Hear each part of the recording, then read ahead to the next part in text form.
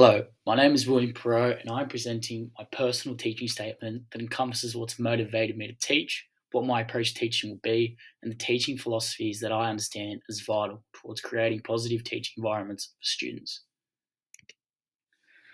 During my early years, I attended Holy Family Menai for primary school and then moved on to Aquinas Catholic College Menai for all of my high school years.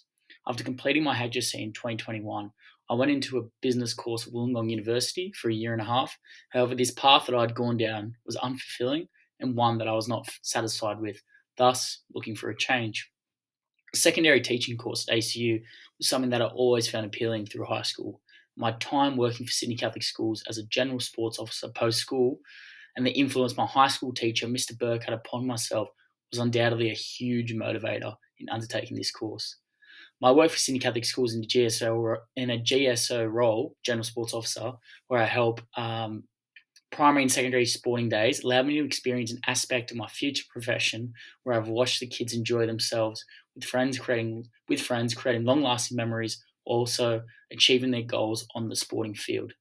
Being a part of these days has never felt like a grueling work day, but rather a day that is extremely rewarding because I can give support to the students and create opportunities for students to excel in their sports. And as you can see on the left there, I actually had an article written based off my experience and how that wanted me to change to teaching from business. The way in which I've progressed through school as a personal learner has largely determined the position and hopes for the future that I have in teaching. The extremely rewarding nature of interactions with students at Sydney Catholic Schools days, where I can instill some wisdom I have onto them, whether that's skill related tips or more generally about how they can be a better version of themselves, leads me striving for more opportunities such as this. These positive experiences that I've encountered in the GSO role are more attainable on a larger scale with teaching, so they can not only help students as a one off, but rather impact their learning and personal character on a daily basis, thus, my inspiration. As to my approach to teaching, this has been heavily influenced and based on my relationship and interactions with my high school teacher, Mr. Burke. The way in which he interacted with me in a lighthearted manner, almost as a friend, but at the same time pushed me to be my best and had high expectations of what he expected of me, is a strategy that instilled responsibility onto myself and something I will look to mirror.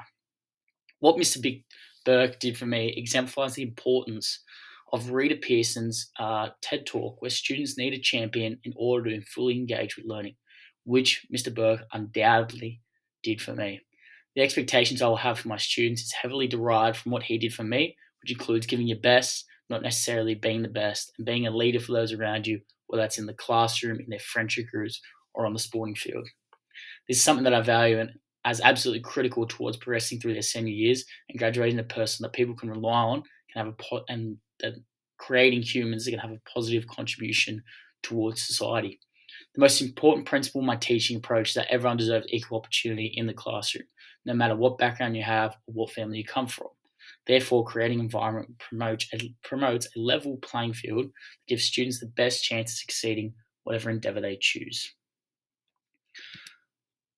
Through the studies and noddings in this course, I've been asked to question my own personal thoughts a number of times to the differing ideas that nodding presents. A fundamental concept that noddings explores and emphasises upon is that happiness should be an aim of education, and a good education should contribute significantly to personal and collective happiness.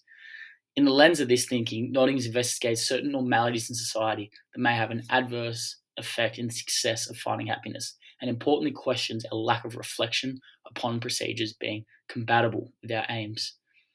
Without this discussion or evaluation, we move towards standardized testing that lacks in benefiting all of society's members, not just those who excel academically. The way in which nodding explores our modern aim of education and its possible outdatedness is by drawing light to previous educational thought still present in society today, with Socrates' writings being where the belief was that people will care for what they love, therefore implying you should be trained in occupations that suit your nature. Forcing people down a path dependent on merely whether you're good at it or not promotes a society that doesn't look to strengthen their weaknesses, but rather shrink from self-improvement and additionally strips people of choice and the exploration of different avenues. These valuable insights riddled through Notting's writings challenge our views upon what is the most valued outcome of education.